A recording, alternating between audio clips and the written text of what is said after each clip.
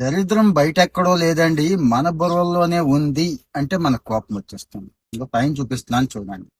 Crude oil, మీరు అన్నది నిజమే. క్రూడ్ ఆయిల్ తో వంట నూనె మనం చాలా టేస్టీగా తింటూ ఉంటాం కదా. ఎక్కడ బయట బజ్జీలు, సమోసాలు, పకోడీ దగ్గర నుంచి ఒక్కోసారి ఇంట్లో కూడా వచ్చేస్తదండి. ఎట్లా అంటారా? కల్తీ.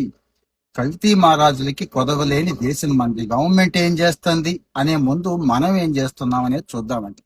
మీకు తెలుసండి, కిలో వేరుశనగ విత్తనాలు ఎంత, ఎన్ని కిలోల వేరుశనగ విత్తనాలు గానుగులో వేస్తే ఎంత నూనె వస్తుంది అనే లెక్క తెలిసినప్పుడు, మరి బయట అంటే వీడేమో డైరెక్ట్ గా క్రూడ్ ఆయిల్ ని చూసారు కదా, 800 పైన కిలోల క్రూడ్ ఆయిల్ ఇక్కడ పట్టుకున్నారు. ఎక్కడ? కాకినాడ పక్కనే పత్తిపాడు మండలంలో ధర్మవరం అని, ఏది హోమ్ ఇండస్ట్రీ, ఒక కాటేజ్ ఇండస్ట్రీ కింద నడిపిస్తుంటే ఆ ఎస్ఐ సూర్య అప్పారావు గారు వెళ్ళి పట్టుకున్నాడు. నేను కూడా స్వయంగా ఆయనతో మాట్లాడాను.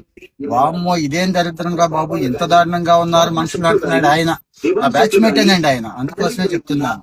మరి బయట ఇంకొక రేంజ్, ఏది పెద్ద పెద్ద కార్పొరేట్ కంపెనీలు ఏం చేస్తాయో తెలుసా మీకు? ఏం చెయ్యకూడదు అదే చేస్తున్నాయండి. మరి ఏం